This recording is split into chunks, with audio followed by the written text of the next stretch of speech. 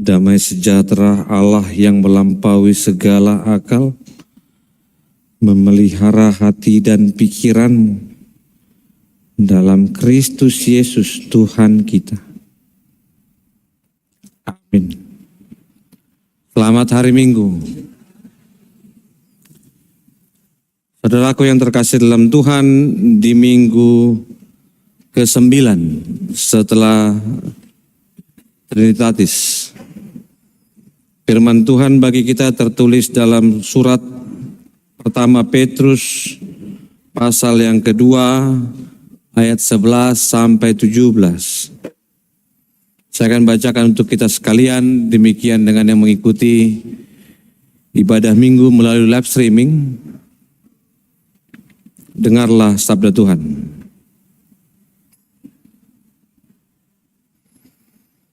Peringatan untuk hidup sebagai hamba Allah.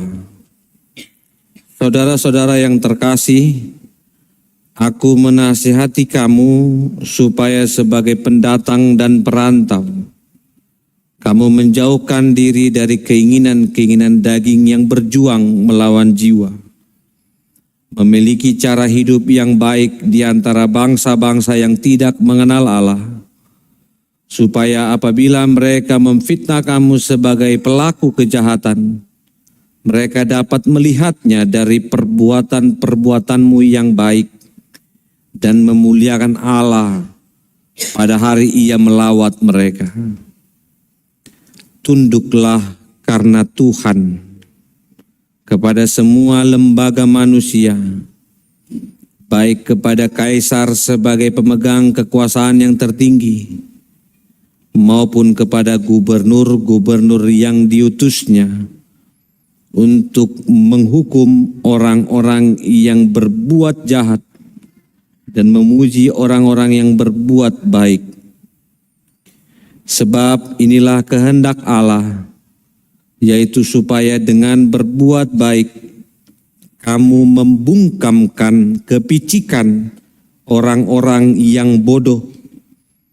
Hiduplah sebagai orang merdeka dan jangan menyalahgunakan kemerdekaan itu untuk menyelubungi kejahatan-kejahatan, melainkan hiduplah sebagai hamba Allah.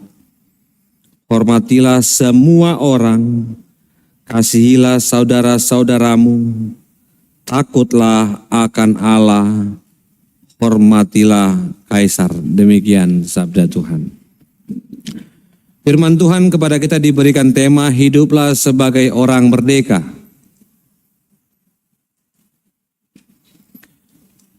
Dengan demikian boleh saya katakan pertama kali bagi kita sekalian, selamat ulang tahun peringatan kemerdekaan Republik Indonesia ke-80. Jika saya katakan demikian, katakanlah saya juga merayakannya. Selamat ulang tahun kemerdekaan Republik Indonesia. Bagaimana Bapak Ibu? Ada yang mengatakan dan mau mengatakan saya belum merdeka. Saya nggak mau mengatakan itu. Saya mau katakan sekali lagi, ini kemerdekaan Republik Indonesia yang sudah lampau diingatkan. Bukan berbicara tentang aku atau kamu atau siapapun, ini bicara Indonesia yang sudah mencapai 80. Saya mulai dengan sebuah ilustrasi. Suatu hari ada seorang yang sedang mencari guguk, gitu ya. Dia mencari anjing kecil yang manis, dari sekian banyak yang mau diadopsi, dia terarah kepada seekor yang seperti di gambar ini. Si penjual mulai menawarkan yang lain. Coba yang ini pintar menggonggong. Coba yang ini, dia manis sekali. Si anak tetap mengarahkan, saya ingin membeli yang seperti ini. Si penjual tetap mengulangi, jangan itu. Tapi dalam hatinya dia mau katakan lagi sebenarnya bahwa anjing kecil itu tidak bisa berlari. Sebelum dia mengakhiri perkataan itu atau mengeluarkan perkataan itu, si anak kecil itu menggendong anjing itu dan mendekati pintu kasir. Ternyata pembelinya juga memiliki kaki yang pincang. Kemerdekaan tidak ditentukan hanya untuk mengatakan aku merdeka, tapi kemerdekaan adalah hidup yang realistis. Hidup yang mengatakan kepada kita, hidup yang bertanggung jawab dan bisa merasa.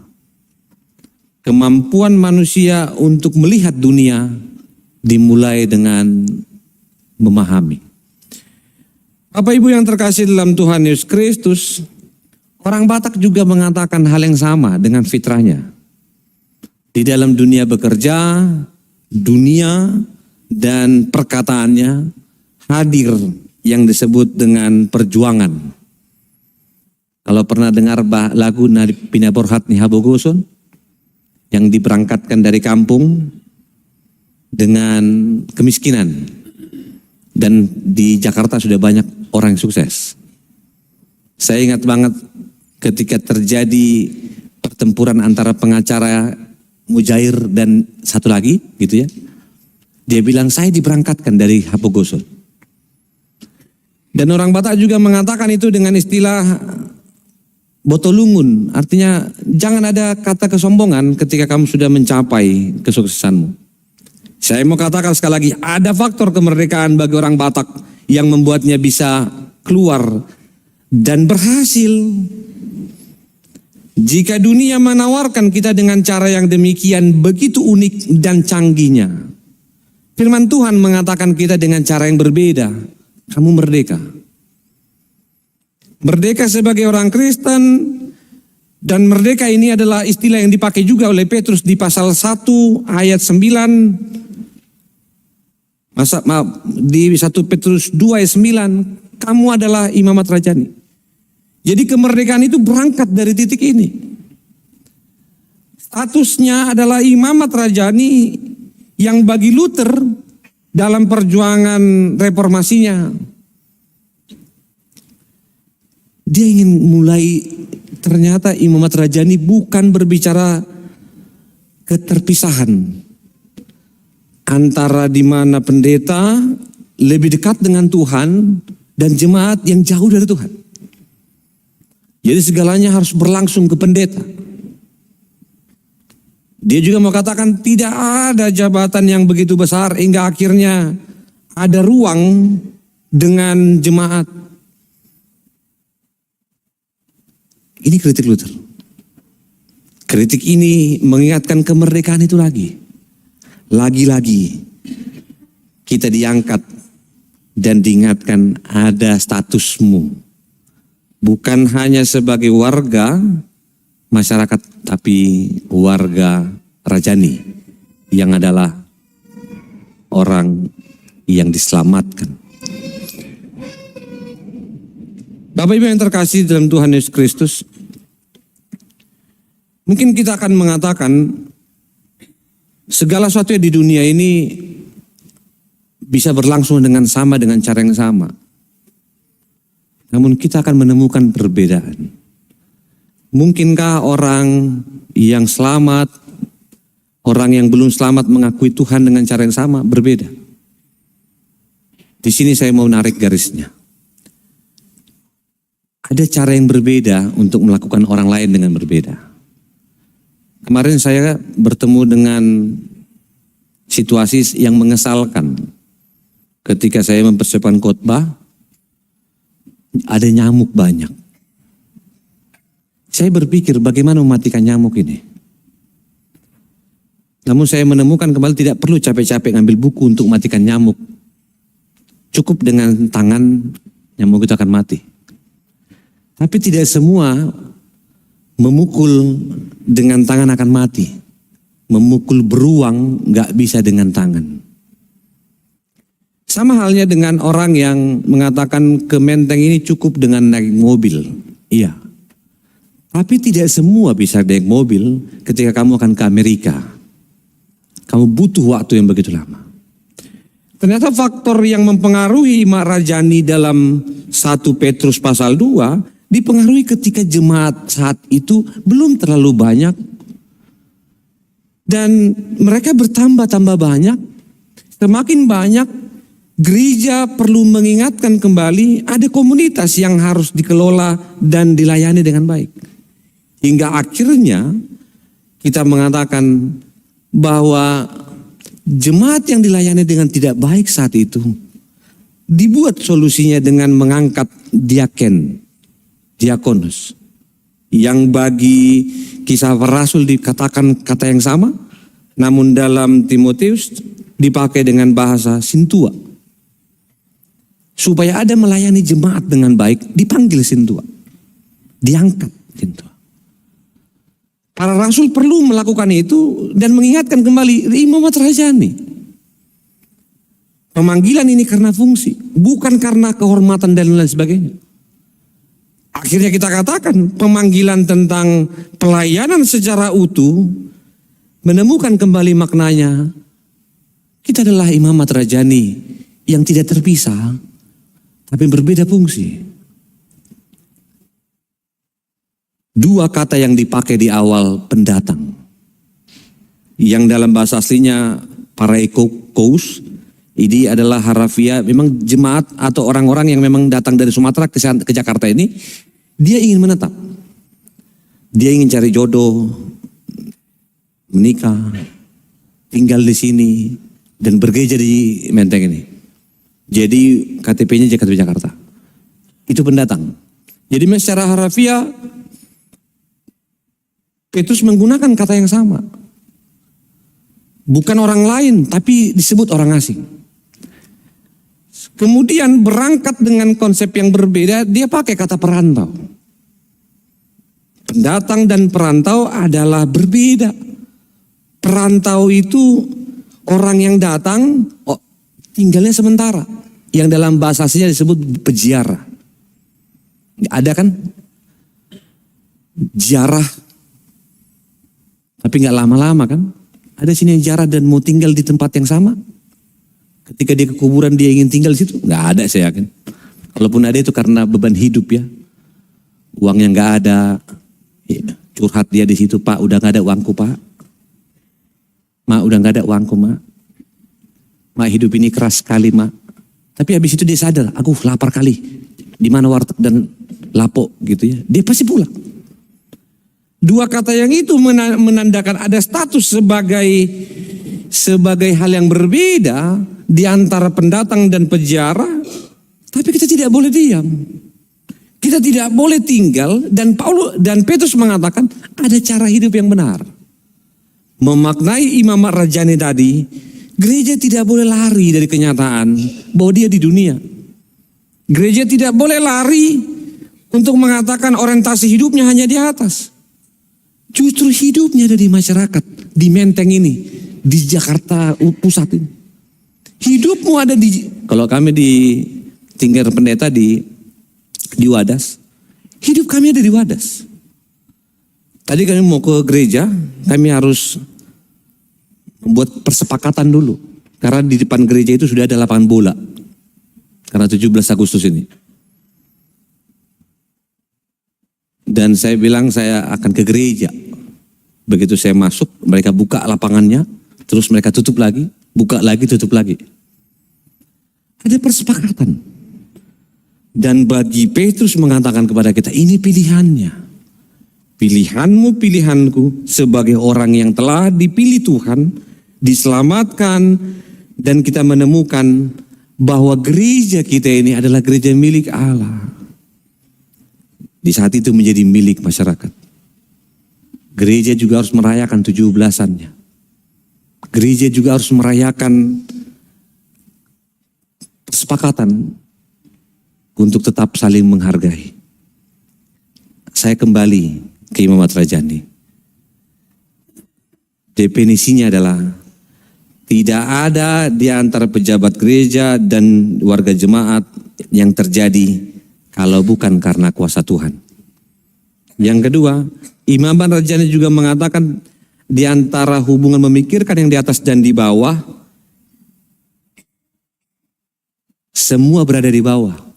Biarkan tempat Tuhan yang di atas, jangan ambil tempat Tuhan. Imam Rajani juga mengatakan kepada kita di antara jemaat yang pasif, yang sekali-sekali ke gereja, bahkan sekali-sekali nggak pernah gereja gitu. Dan pendeta dan sintua yang rajin gereja, mengatakan semua kita harus aktif. Karena gereja ini adalah milik Tuhan. Sederhananya, semua orang adalah subjek pelayanan. Tidak boleh mengatakan hanya pendeta aja lah. Cukuplah hanya sintu aja. Cukuplah hanya penuh suara Korina. Cukuplah hanya angklungnya Naomi. Cukuplah hanya Israel. Semua harus mengambil peran. Dan peran yang terbaik adalah kamu harus mengaku. Orang merdeka harus mengaku bahwa dia hanya dibedakan dari peran dan tanggung jawab. Dengan demikian kita masuk dalam firman Tuhan. Apa yang Paulus nasihatkan kepada kita hari ini tentang cara hidup dalam pemahaman Royal Priesthood tadi? Pertama, Paulus katakan begini. Milikilah cara hidup yang baik. Cara hidup baik di sini dia pakai sederhananya adalah hidup yang sebenar. Kalau kita lihat dalam Alkitab itu dia pakai bukan secara umum, global. Dia arahkan kepada hidup yang berbeda dari orang-orang tidak percaya pada Tuhan. Atau hidup non-Yahudi gitu. Hidup yang kamu pahami sebuah tindakan yang dilakukan secara terus-menerus dan nilainya adalah kejujuran. Cara hidup yang baik adalah cara hidup yang jujur. Yang honotus, yang memiliki nilai, memiliki tingkat kesadaran kamu jujur. Jadi yang membedakan orang Kristen dan tidak dalam Petrus ini, kamu jujurlah. Biasakan jujur, jangan biasakan ngeprank. Jangan biasakan nge-hoax gitu. Jangan biasakan pura-pura bercanda. Bercanda. Kalau bercanda-bercandalah. William Buckley bilang perbuatan itu berkualitas. Kemudian diterjemahkan kata dibandingkan dengan kata memfitnah. Memfitnah di sini dipakai kata berlaku, menentang, menjatuhkan. Kalau kamu sudah baik, hidupmu jujur dengan perkataanmu, dan orang akan melihat ada fitnah kepadamu. Klarifikasinya sederhana. Lihat aja perlakuannya. Mungkinkah orang yang dekat dengan Tuhan, yang bernyanyi sebagai Petro Bendindeli yang khotbah minggu lalu, di dalam orang yang suka memuji Tuhan, ternyata dia juga suka menghakimi Tuhan. Itu urusan lain. Petrus mengatakan hidup benar berbanding dengan fitnah orang lain. Orang akan katakan, gampang itu menjelaskan itu. Nah pertanyaannya, fitnahnya bukan tentang kita. Fitnahnya tentang orang Kristen yang suka makan daging. Orang Kristen yang suka makan darah, minum darah. Yang disebut dengan perjamuan kudus. Wah, orang Kristen itu minumnya minum kanibal. Bagaimana menjelaskan ini kepada orang gak percaya Tuhan? Petrus katakan, gak usah capek-capek. Tetap aja berjujur aja. Katakan apa yang kamu tahu. Aku makan dan minum dalam perjamuan bukan kanibal, tapi menyatu dengan Tuhan. Itu imanmu. Sama seperti apologetik sekarang ini. Katakan saja apa yang kamu mau katakan, tapi jangan menyerang agama lain. Kemudian dikatakan apa yang membuat kita berbeda dari cara hidup itu. Yang terakhir, supaya mereka memuliakan Tuhan. Memuliakan di sini adalah cara kita untuk mengalahkan musuh. Jadi Petrus mendekatkan kata-kata yang hampir umum, tapi dengan cara yang berbeda. melihat dari balik makna. Kamu melakukan yang baik untuk menentang fitnahan, dan untuk apa kamu melakukan yang baik? Supaya orang melihat perbuatan-perbuatan Tuhan. Supaya orang bisa mengenal Tuhan. Dan dia melakukan perbandingan kepada dirinya. Ternyata hidup yang baik adalah hidup yang bertindak dengan jujur di tengah-tengah hidupmu. Dan mengatakan, ada kebodohan ternyata yang terjadi dan sedang ada di tengah-tengah kita. Yang kedua, kata yang sama juga dipakai dengan kata pendatang tadi. Yang saya mau angkat dari kata res, dia bilang, dia mengangkat kisah dari Yusuf. Yang dibuang, ditolong, dibuang, jadi kepercayaan raja. Berbuat baik adalah orang yang mau memperkenalkan Tuhan, dan di saat dia besar, dia hidup di dalam cinta kasih. Bagian yang kedua, tunduk kepada pemerintah. Berbuat baik kepada pemerintah karena memang Tuhan menginginkan itu. Di tengah hidup orang yang keras, tidak ada cara lain, bersahabatlah. Petrus sedang tidak membela kekaisaran Roma. Tapi Petrus ingin mengatakan ada jalan lain mengalahkan yang jahat. Caranya adalah tunduklah karena Tuhan. Minta ampunlah karena Tuhan. Bukan kamu salah, kamu minta ampun. Bukan karena kamu takut gak dapat uangnya, kamu baru tunduk. Berapa banyak orang akhirnya menghormati orang lain bukan karena statusnya sebagai anak Tuhan. Tapi karena dia takut kehilangan, tidak mendapatkan apa-apa. Orang merdeka adalah orang yang tahu menggunakan prinsipnya. Dipakai bahasa, tunduklah dalam bentuk faktor orang yang di bawah, bukan yang di atas. Tunduklah anakku kepada bapakmu, apapun yang dilakukan bapakmu, tunduklah karena kamu di bawah. Kamu belum punya modal apa-apa untuk memahami dunia ini. Terus kalau ada yang udah kerja, dia bisa menantang orang yang hebat. Bukan di situ tempatnya. Tunduklah karena Tuhan. Di saat tunduk itu, pemerintah akan bertanggung jawab untuk melakukan bagiannya. Vincent Chung bilang begini, tunduk ini diidentikan dengan orang yang hidup dalam militer. Kata yang dipakai hypotatesete adalah hidup di dalam ketertundukan prajurit kepada jenderalnya. Saya belum pernah lihat ada jenderal muda bisa melawan jenderal yang lebih besar.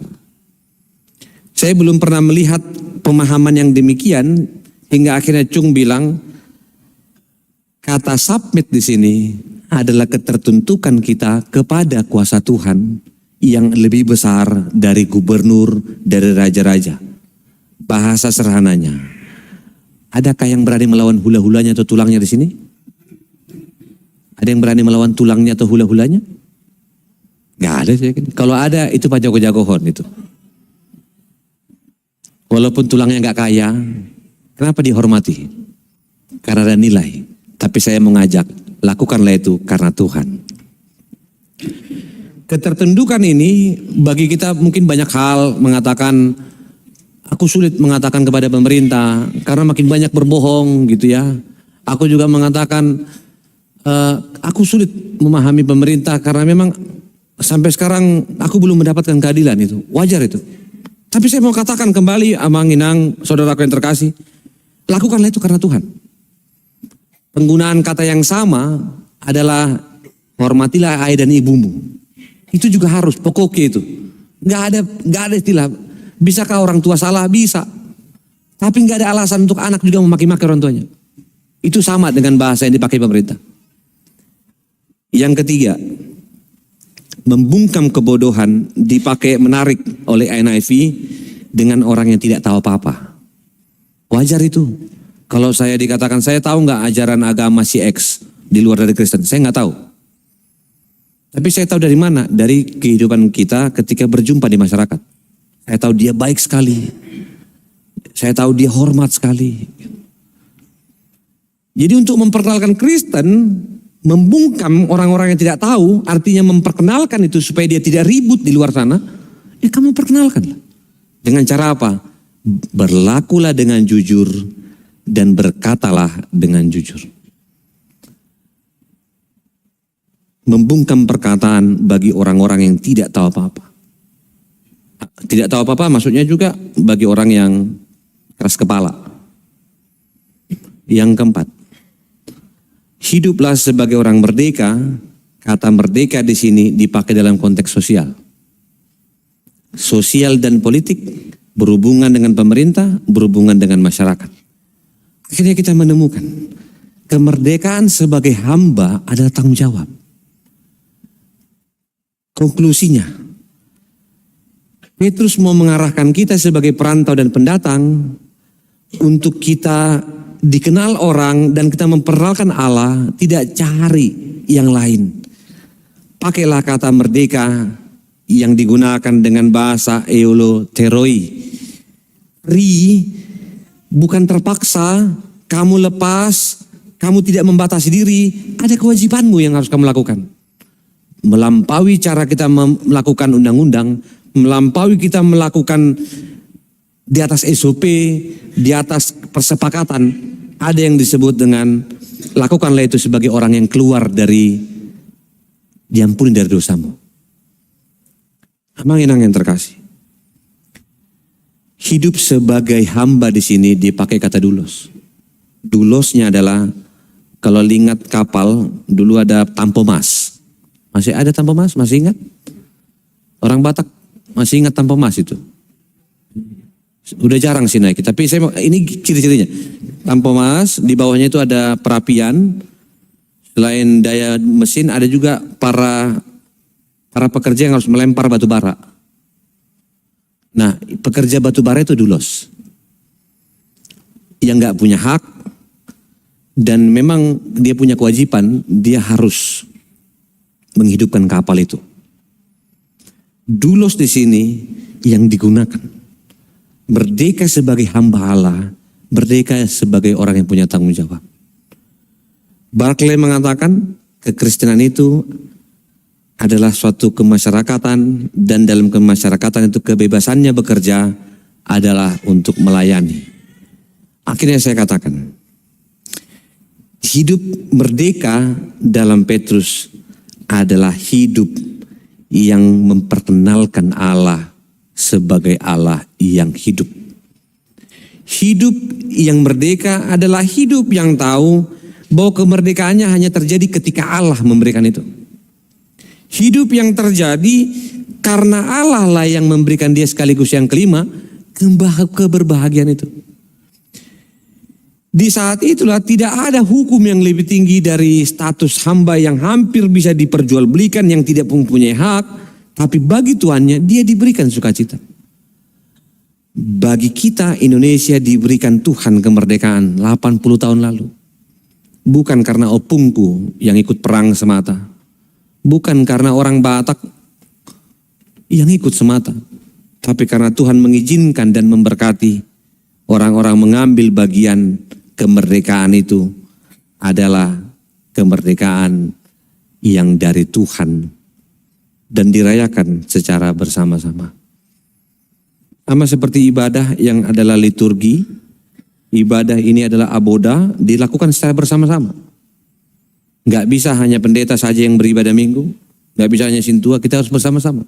Dari 14 pelayanan, 14-nya semua wakili ada di gereja. Karena ibadah kita adalah gotong royong. Pemahaman yang sama juga dipakai oleh Petrus. Kemerdekaan dapat dicapai ketika ada orang-orang yang sudah diselamatkan Tuhan dan yang lain juga bersatu. Disitulah ada kekuatan yang baru dan kemerdekaan kita adalah kemerdekaan memberi rasa hormat kepada Tuhan. Demikian firman Tuhan ditafsirkan bagi kita, Manginang. Apa yang mau saya katakan? Yang pertama, dari firman Tuhan kita belajar bahwa kemerdekaan itu bukan dipertanyakan apakah aku sudah merdeka. Tapi pertanyaannya adalah apa makna kemerdekaan bagimu? Apa yang menjadi makna bagi orang-orang yang dipenjara, yang sedang terpenjara? Berapa kali tidaknya merdekanya mereka yang ada di penjara. Berapa kali tidak merdekanya ada anak-anak yang sedang pulang dari sekolah, les, belajar di rumah. Terus malamnya dia belajar lagi, les lagi. Sampai hari Sabtu, terus disuruh les lagi dia main piano, disuruh lagi les berenang dan lain sebagainya. Kemerdekaan seperti apa lagi yang bisa didapatkannya? Penjara apa lagi yang dikatakannya? Mamaku ini mengerikan, bapakku mengerikan. Apakah itu masuk kita penjara? Bagaimana orang yang di luar dari penjara? Apakah mereka sudah tidak terpenjara? Gereja saja ditutup di luar penjara. Kalau saya datang ke penjara, nggak ada ribut-ribut demo-demo tutup ibadah minggu, tutup ibadah gereja, nggak ada. Bahkan mereka ibadah Kristen hari Minggu, sholat mereka hari Jumat. Tidak ada larangan itu. Kenapa di luar gereja itu ada? Kenapa di luar gereja itu begitu besar? Di luar dari ruang tertutup, kita sebut penjara, kenapa semakin besar? Kemerdekaan itu semakin ditantang. Dan akhirnya kita mengatakan, apakah ada?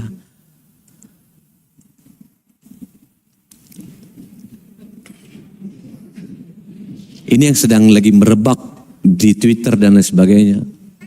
Di saat kemerdekaan sedang dinaikkan, digaungkan, sukacita orang anak-anak yang main bola depan rumah, yang berlomba main karet dan lain sebagainya. Ada anak-anak di luar sana yang sedang memainkan komik, anime One Piece ini dengan mengatakan Indonesia tidak merdeka. Saya tidak tahu siapa yang meracuninya gitu ya. Tapi harus saya katakan, One Piece ini bukan simbol perlawanan. One Piece ini simbol pengharapan. Yang disebut dengan Monkey Luffy, itu nama tokohnya. Dia sudah mendapatkan harta karun, tapi dia harus cari tempatnya. Harta karunnya sudah ada. Kemenangan iman kita sudah ada dengan Yesus. Menyelamatkan kita. Tapi bagaimana kita menemukan itu untuk merdeka? Itu yang dilakukan oleh One Piece. Di antara persaingan dunia yang ingin sama-sama mencari harta karun, di antara persaingan kita yang sedang mencari keselamatan dengan orang-orang di luar sana, kita sedang bersaing. Dengan demikian saya katakan, kemerdekaanmu bukan di luar. Kemerdekaan kita adalah dari dalam dirimu. Bapak Ibu yang terkasih dalam Tuhan, saya menawarkan satu pembacaan melihat kemerdekaan itu dari faktor dari pemikiran Frankl dalam refleksinya ketika melihat ada orang-orang di penjara di camp pembunuhan ya, penjara. Viktor Frankl bilang begini, keinginan untuk hidup bermakna yang mendorong seseorang menginginkan dirinya menemukan kesenangan, kekuasaan bukanlah tujuan utama, melainkan efek yang dihasilkan dari pemenuhan dirimu yang disebut dengan mencari makna. Apa yang membuat orang sakit bisa bertahan dari sakitnya? Apa yang menemukan anak sekolah yang tadi tiap hari belajar les, akhirnya tetap memaknai di bawah hidupnya merdeka? Apakah mereka dinasihatin dengan kata, kalau kamu tidak les, kamu akan tidak punya uang besok, kamu tidak akan jadi orang kaya? Begitu mengerikan. Apakah mungkin ketika kita katakan kamu datang gereja, kalau nggak gereja kamu nggak diberkati Tuhan, ini begitu mengerikan juga ini. Sampai datang pemuda, dia datang ke gereja khususnya nyari jodoh doang. Ini mengerikan. Ini bukan merdeka. Datanglah ke gereja dan menemukan karena Tuhanlah yang menginginkan itu. Akhirnya merdeka di sini kita temukan lagi. Orang yang merdeka dengan melakukan imamat rajani adalah orang yang mengatakan, ada alasanku untuk bertahan dalam Tuhan karena aku mempunyai status sebagai imamat rajani.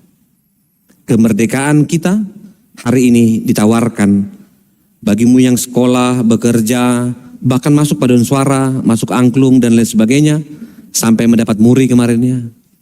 Saya pikir bukan karena kesombongan, tapi ingin bersaksi kepada dunia ini, kamu bisa melakukan di tengah-tengah keterbatasan. Kan gak mungkin lansia main bola kan. Tapi kalau angklung kan bisa kayak gini kan. Coba disuruh main piano, dia bingung dia. Tapi dengan cara yang sangat-sangat tidak terlalu banyak bergerak, dia merdeka dan mengatakan dia bisa untuk Tuhan. Akhirnya saya katakan Bapak Ibu, penderitaan sebagai teladan kita adalah cara kita memaknai kemerdekaan kita, versi 1 Petrus. Dan inilah yang mengajak kita untuk pulang. Mari kembalikan nilaimu untuk saling menghormati. Sampingmu adalah Imamat Rajani Bapak Ibu.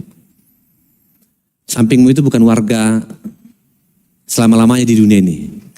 Sama-sama perantau kita. Coba katakan dulu kanan kiri, kita sama-sama perantau gitu.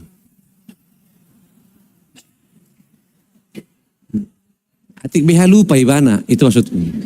Atik BH lupa kita terus di Portibion, itu maksudnya. Minimal kita diingatkan, bukan hanya perantau dari Sumatera, tapi juga perantau di dunia ini.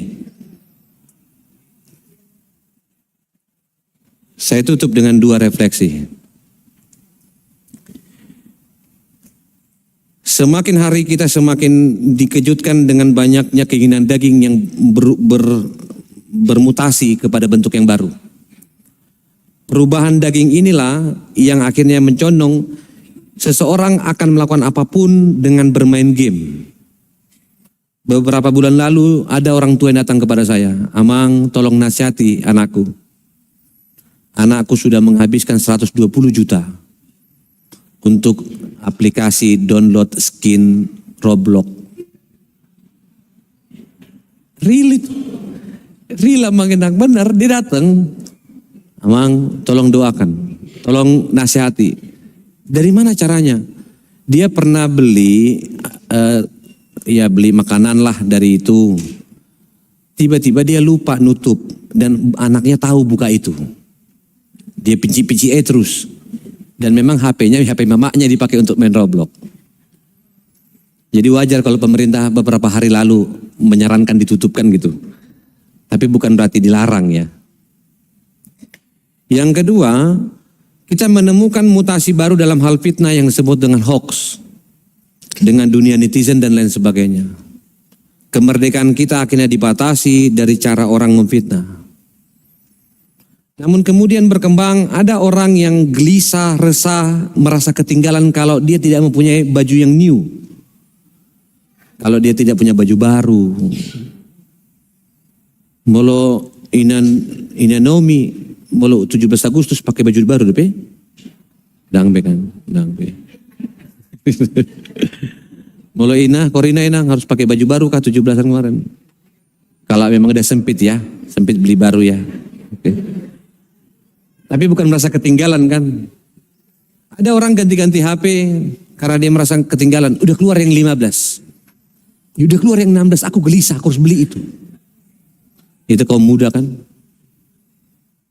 Dan yang terakhir, cara marah-marah yang bermutasi. Biasanya dulu laki-laki yang marahin perempuan, sekarang perempuan dengan alasan emansipasi. Dengan demikian, bolehlah kita melihat di ayat 12. Keinginan daging itu ternyata masuk dalam dunia gereja. Yang tidak bisa menemukan mana yang namanya mengkritik, mana yang memberikan usulan. Jika rapat huria sudah menyelesaikan bagiannya. Rapat huria adalah cara kita menyampaikan pendapat dan diputuskan. Cara hidup yang baik adalah bukan tidak boleh mengkritik. Yang tidak boleh adalah terus menerus. Coba hari ini si istri saya bilang, "Pak, jangan lupa sarapan." Malam pun diingatkan, "Pak, besok jangan lupa sarapan." Tiap hari kami ketemu, jangan lupa sarapan. Ya saya juga akan stres juga. Boleh sampaikan. Masalahnya bukan hanya di gereja, di kantor pun, di rumah, di lapangan bola. Kalau terus dikritik, kapan main bolanya? Kalau terus, kapan kita melayani? Biarkan dia melayani, berkembang saja dulu. Toh juga nggak kriminal. Nanti kita akan evaluasi. Yang terakhir, hiduplah sebagai hamba Allah dan tidak menyalahgunakan kemerdekaan itu. Apa yang disalahgunakan? Caramu tidak memaafkan. Cara orang-orang jemaatnya Petrus, mereka sudah menerima pengampunan dengan perjamuan kudus, tapi mereka tidak memaafkan. Orang Yahudi dan non-Yahudi selalu ribut di gereja, dan mereka saling kritik, dan akhirnya mereka kehilangan cara apa yang seharusnya mereka lanjutkan ketika kita sudah dibersihkan. Akhirnya suatu hari datang seorang pelayan. Dia membawa minuman, dia antar, ternyata tersandungnya meja, minuman itu jatuh. Seseorang mengatakan, udah gak apa-apa, gak usah dimarahin lah, dan gak usah takut lah. Nanti kami yang ganti biayanya. Beberapa jam kemudian, ketemu lagi orang yang sama dan dia ketakutan, takut dipecat. Saking takutnya dipecat, dia katakan kepada temannya, aku takut. Terus kemudian, karena dia hidup dalam ketakutan, dia mengantar sekali lagi, jatuh lagi. Pertanyaannya adalah, apakah bahasa tadi sudah nggak apa-apa, membuat dia semakin tertolong atau dia semakin tidak tertolong? Orang merdeka seharusnya mengatakan, dia merasa tertolong. Karena sudah didukung untuk tidak melakukan lagi kesalahan yang sama. Jika Tuhan kita sudah memberikan kesempatan, orang merdeka akan tahu bagaimana merespon itu. Respon Imam Ahmad Rajani yang dimerdekakan oleh Tuhan adalah respon yang akan dia katakan, aku tidak mau jatuh kesalahan yang sama lagi. Respon yang harus keluar adalah, jangan terulang lagi. Dan respon ini, respon kemerdekaan kita di ulang tahun ke-80. Mari Bapak Ibu, kembangkan Imam Ahmad Rajanimu. Hiduplah bersyukur. Ada tantangan hidup yang lebih besar lagi yang mungkin kita dapati. Tapi Petrus mengatakan, pandanglah kemerdekaanmu sebagai anugerah, kebebasanmu karena kita telah diselamatkan oleh Tuhan. Saya pakai, ini bentuk diagram yang menarik untuk memahami ayat ini. Dengan menyadari status sebagai orang percaya, milikilah cara hidup yang baik. Di saat itu kamu menaati pemimpinmu. Di saat itu kamu hidup sebagai orang merdeka dengan tidak takut lagi. Di saat itu kamu akan menghormati semua orang. Tanpa kamu minta, Allah akan dimuliakan. Ternyata PR kita semulai dikurangi. Ketika apa? Ketika kamu mau berbagi peran, ketika kamu mau berbagi kekuatan Indonesia adalah kita sama-sama hidup di dalam syukur.